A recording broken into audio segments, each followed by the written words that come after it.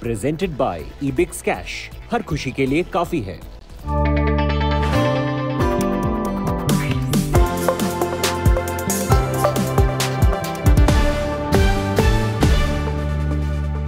Hello and welcome. You're with us here on Business Today. I'm Abha Bakaya. Here are the headlines tonight. Markets extend gains for the second straight day as Sensex surges over 400 points. Nifty ends above 17,800. Oil and gas, IT stocks rally. Reliance Industries market cap crosses 17.5 lakh crore as the stock hits a new lifetime high. Reliance was the biggest contributor to the gains in today's session. Only 4 days of coal reserves left in India. More than half of the nation's plants on alert for outages after surge in electricity demand and slump in local coal output. We get you an exclusive conversation with Mahesh Vyas, MD and CEO, Centre for Monitoring Indian Economy, on job growth in India. Oyo IPO set to bestow near 5,000 crore rupee windfall for a majority of its employees. We get you more on that exclusive story. Moody's changes India's rating outlook to stable from negative, affirms Baa3 rating. Well, after a weak start, the Indian stock market closed on a positive note on Tuesday amid mixed global cues. The Sensex closing at 50,744, that's up about 450 points, just about. Nifty closing at 17,822, up 131 points. ONGC, IndusInd Bank, Coal India, IOC and SBI Life making up the gainers list. Interesting to still continue to see plenty of old economy names on that list. 4.2% on a Coal India. IndusInd Bank also looking particularly good in today's session with a 5% gain coming in there.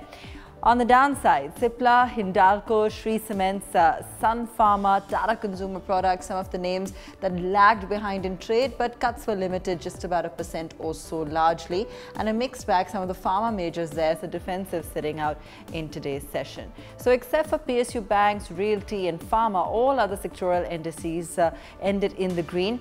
Oil and gas, power, IT, all up between 1 to 3%. The BSE mid-cap and small-cap indices ended well in the green. Moody's Investor Service has today changed the outlook on the Government of India's ratings to stable from negative and affirmed the country's foreign currency and local currency long-term issuer ratings and the local currency senior unsecured rating at Baa3. Moody's has also affirmed India's other short-term local currency rating at P3. The decision to change the outlook to stable reflects Moody's view that the downside risks from negative feedback between the real economy and financial system are now receding. With higher capital cushions and greater liquidity, banks as well as non-bank financial institutions pose much lesser risk to the sovereign than Moody's had previously anticipated. And while risks stemming from a high debt burden and weak debt affordability do remain, Moody's does expect that the economic environment will allow for a gradual reduction of the general government fiscal deficit over the next few years, preventing further deterioration of the sovereign credit profile. A massive 8.5 million new jobs added in September as the unemployment rate declined to 6.86% during the month from 8.32% in August 21.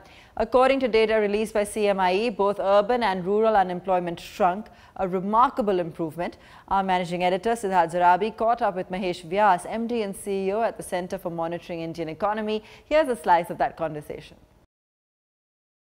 Thank you very much, Mahesh, for joining us today. This number seems really big in the context of what's been happening on the job front. Please deconstruct this for our audience in terms of what it really means. It means something good. It means that we are seeing big jobs coming back. And I think this is one of the best numbers I've seen for a very long time. 8.5 million jobs is a very large number. The total amount of employment in India is of the order of 405 or 410 million jobs at the most. And when you add 8 million to that, that's a very large number. It's like a big increase in employment. So in the month of September, oftentimes employment is not very great.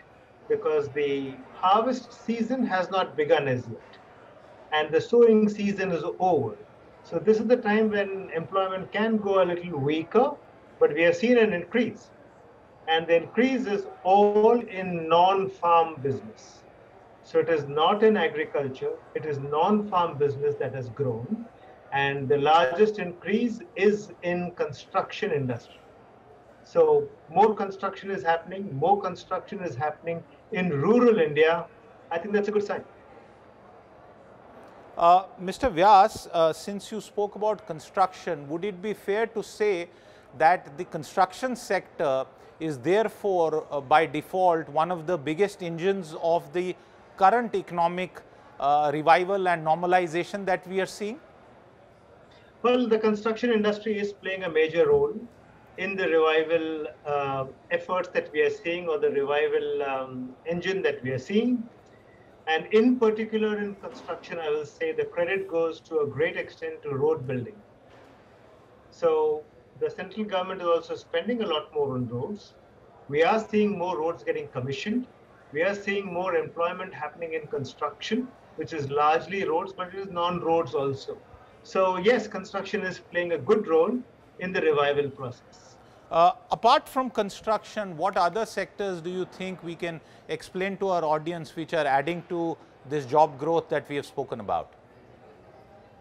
The other sector which has done very well in September is even more encouraging, because the growth has come from the manufacturing sector.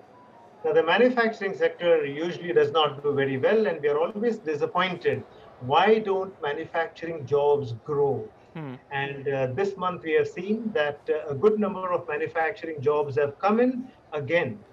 The growth has come in manufacturing jobs in rural India. So construction also was largely rural India, and manufacturing is also rural India.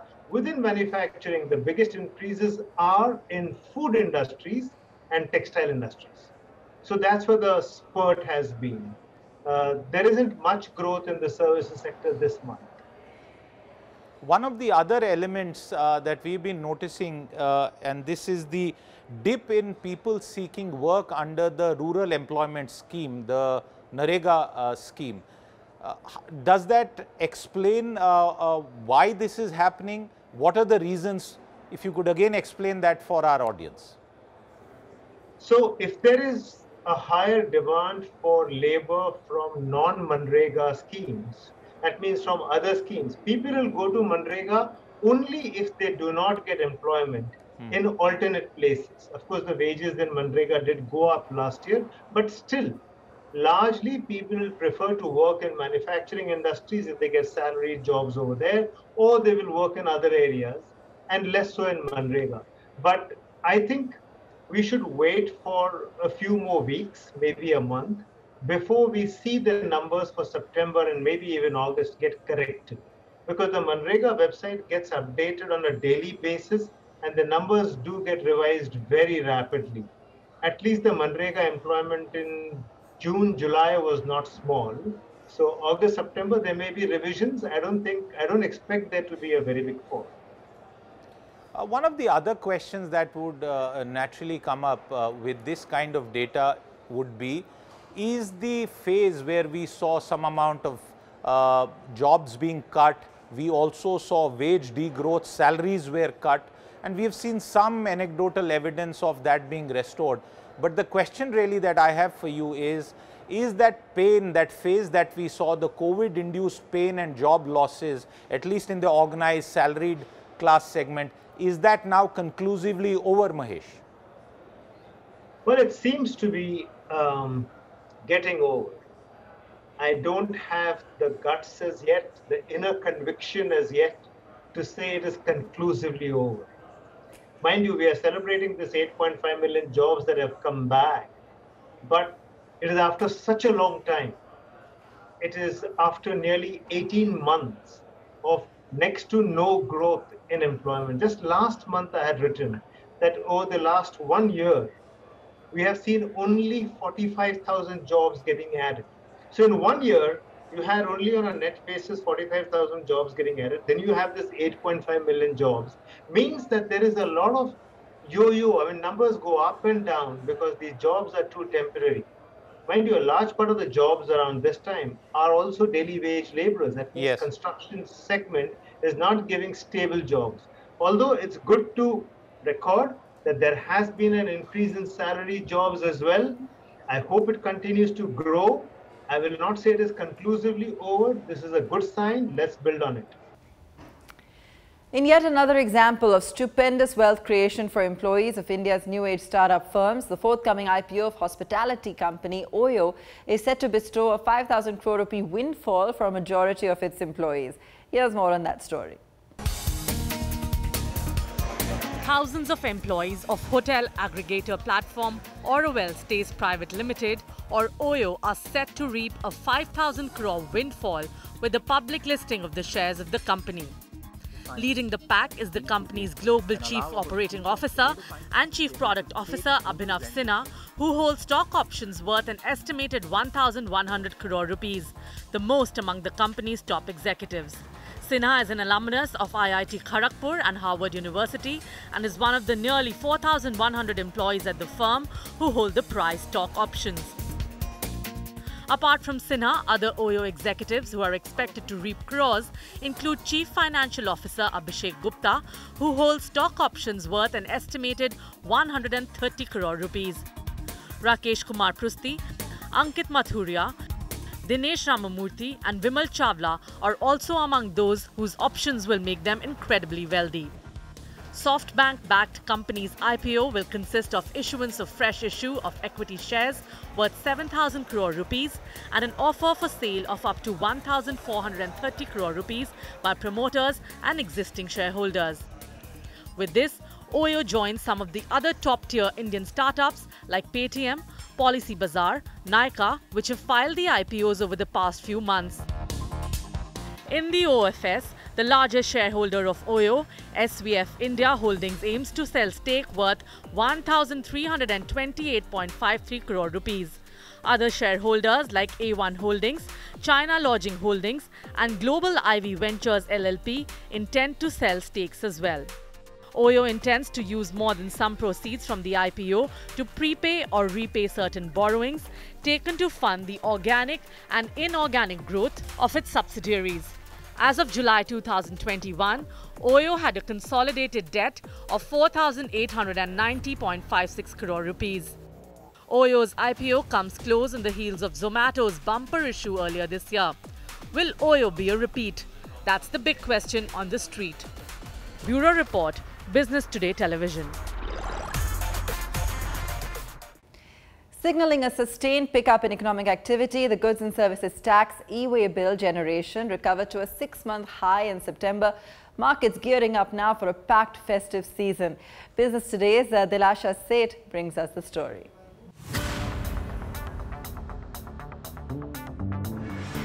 In yet more evidence of improving economic activity, e-way bill data points towards brighter prospects of a further pickup in GST collections in the coming months. According to the data by the GST network, the IT backbone of the unified indirect tax regime, 6.79 crore e-way bills were generated on its portal in September 2021 compared to 6.58 crore in August 2021. Average daily e-way bill generation in September 2021 posted a growth of 6.6% over August at 22.6 lakh per day. E-way bills are compulsory for the movement of all consignments worth more than 50,000 rupees. Hence, is an early indicator of trends in demand and supply in the economy. This reflects in macroeconomic indicators with a lag. The sustained revival in e-way bill generation in September is expected to show up the GST collection numbers for October, providing more room for spending to the centre to fuel economic recovery. The GST collection numbers for October would largely capture transactions or supplies made in April. Bureau Report, Business Today Television. Ride-hailing major Ola on Tuesday said it has acquired Geospoc, a geospatial services provider. However, the company didn't disclose the cost of acquisition. Founded in 2015, Pune-based Geospoc provides niche location-based solutions, services and products to verticals such as banking, financial services, insurance, retail, precision agriculture, consumer goods and FMCG. TVS Motors has entered into a strategic partnership with Tata Power to enhance India's two-wheeler charging ecosystem. As part of the MOU, the two companies agreed to roll out electric vehicle charging infrastructure across India and deploy solar power technologies at TVS Motor locations. The partnership aims to create a large, dedicated electric two-wheeler charging infrastructure. SEBI on Monday imposed penalties totaling 1.02 crores on Aditya Birla Money for violations related to portfolio manager regulations, prohibition of fraudulent and unfair trade practices regulations, code of conduct under SEBI regulations, stockbroker regulations that is, 1992 and various SEBI circulars. Jindal Power and Steel announced Tuesday it's reported its highest ever quarterly steel sales. Steel sales increased 32% Q-on-Q during this period. Production was up 5% year-on-year. The company said it achieved these figures despite sluggish domestic demand in the monsoon season. Crude oil prices continue to skyrocket after a crucial decision by the oil production cartel, OPEC Plus, and its key allies to stick to the planned moderate production hike. The decision by the OPEC Plus alliance directly affects crude oil prices, which in turn has an impact on fuel prices of many importing countries. Here's more on that story. The Organization of the Petroleum Exporting Companies and its key allies decided to hike crude oil output in a moderate fashion. The production was increased by 4 lakh barrels per day in November. This jolted the Brent and WTI crude prices to $81 and $75 respectively, ending crude prices to 3-year highs and adding to inflationary pressure that consuming nations fear will derail an economy recovering from the pandemic. While the demand from the crude importing countries has surged in recent times, the cartel faced calls from big consumers such as the United States and India for extra supplies after oil prices surged more than 50% this year. The OPEC Plus alliance has been conservative in increasing the crude oil output, owing to the uncertainty caused by the pandemic. Additionally, the Deputy Prime Minister of Russia, Alexander Novak, has also said that the oil demand tends to ease in the fourth quarter. Whereas the petrol and diesel prices go up by the increase in taxes by the centre and state in our country, it is also heavily influenced by the surge in crude oil prices. Despite requests by crude consumers to increase output, the oil cartel took the moderate route and thus the fuel prices immediately zoomed in India. In Mumbai, the petrol prices surged to 108.43 rupees and diesel prices soared to 98.80 on October 5th. As the demand for oil is increasing, the supply struggle continues. It would be significant to look out for future hikes by the OPEC Plus alliance and its impact on fuel prices in India. Bureau Report, Business Today Television. Telecom major Bharti Airtel and its technology vendor Ericsson have conducted India's first 5G network demonstration in a rural geography. The demo took place at a village on the outskirts of Delhi NCR using 5G trial spectrum allocated to Airtel by the Department of Telecom. The company said the trial showcased the massive potential of 5G towards bridging the digital divide by enabling access to high-speed broadband. Listen in to what the Airtel CTO Randeep Sekhwa had to say. On a site which is on the border of NCR, for 10 kilometers, we were able to show a 5G coverage in an NSA mode where the downlink was in sub-6 3500 and uplink was in 900.